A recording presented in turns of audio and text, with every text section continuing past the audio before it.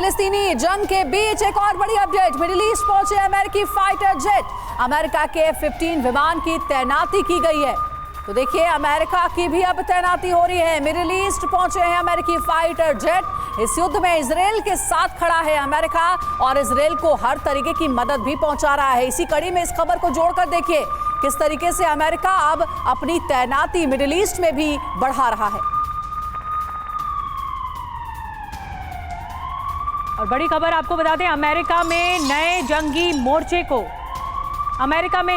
मोर्चे को लेकर टेंशन है। आर्मेनिया पर हमला कर सकता है अजरबैजान। अब देखिए, एक नया युद्ध का जो मोर्चा है वो खुल सकता है। दक्षिणी आर्मेनिया पर हमले की तैयारी है।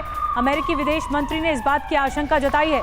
कुछ अमेरिकी सांसदों से ब्लिंकन ने कहा है, एंटनी ब्लिंकन ने।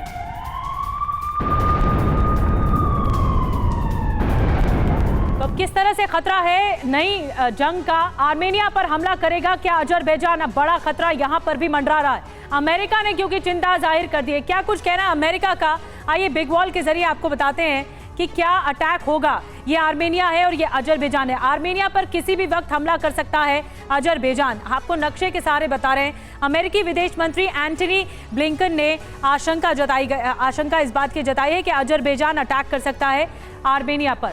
अमेरिकी विदेश मंत्री एंटनी ब्लिंकन ने यह आशंका जताई है, आर्मेनिया पर हमला करेगा अजरबैजान। ये चिंता जताई गई है। ब्लिंकन ने सांसदों के साथ बैठक में इस बात की चिंता जताई है कि ऐसा हो सकता है। दक्षिणी आर्मेनिया पर कब्जा करना चाहता है अजरबैजान और इसीलिए ये युद्ध लड़ा जा सकता है। अजरबैजानी राष्ट्रपति इल्हाम अलीयेव का हमले का ये प्लान है। ये एंटनी ब्लिंकन की तरफ से आशंका जताई गई।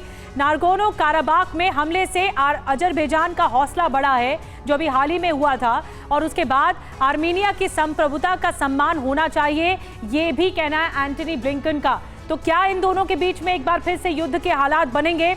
ये संकेत और ये आशंका जताई गई है। एयर कॉमोडोर SP सिंह साहब हमारे साथ मौजूद हैं। सर, एक मोर्चा तो पहले से ही चल रहा है, लेकिन इस बात की भीषण आशंका है जो कि अमेरिकी मंत्री बता रहे हैं कि किस तरह से आर्मेनिया पर भी अटैक हो सकता है अजरबैजान की ओर से। आप कैसा देखते हैं ये खबर? जी, आपने अभी कहा कि एक मोर्चा, एक नहीं है, इसमें दो मोर्चे खुले हुए हैं। रशिया यूक्रेन अभी भी चल रहे हैं और अमेरिका और नाटो ने अपनी पूरी ताकत लगा रखी है वहाँ पर। और उसके बाद ये नया मोर्चा खुलने के बाद अमेरिका के जो पूरे रिसोर्सेज हैं बढ़ चुके हैं। आप ये देखिए, पूरे विश्व में आज तक कभी भी अमेरिका ने अपने दो जंगी बेड़े एक ही समुद्र में नहीं उतारे हैं। ये पहली बार हुआ है कि इजराइल का जब अटैक चल रहा है हमास के ऊपर, तो उसने अपने दो जंगी बेड़े उतार दिए। उसको पता है कि ईरान और ये इजिप्ट ऐसी कंट्रीज जो हैं वो इसमें इंटरफेयर करेंगे, तो उसका इंटरफेरेंस ना हो, उनके डेटरेंस के लिए दो जंगी बेड़े उतार दिए हैं। तो अमेरिका के रिसोर्स भी पूरे स्ट्रेच हो चुके हैं। वो पहले ही यूक्रेन को सप्लाई कर रहा था, हम अब उसको इजराइल को भी देने पड़ेंगे।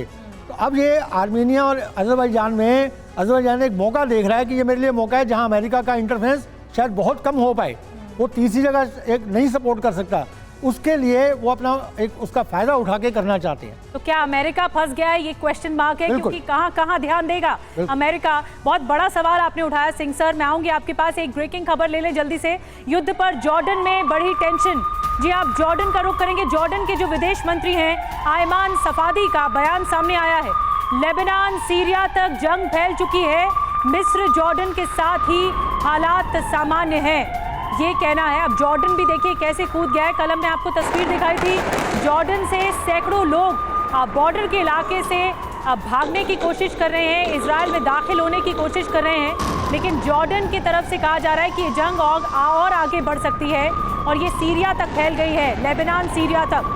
युद्ध पर जॉर्डन में भी टेंशन बढ़ गई है।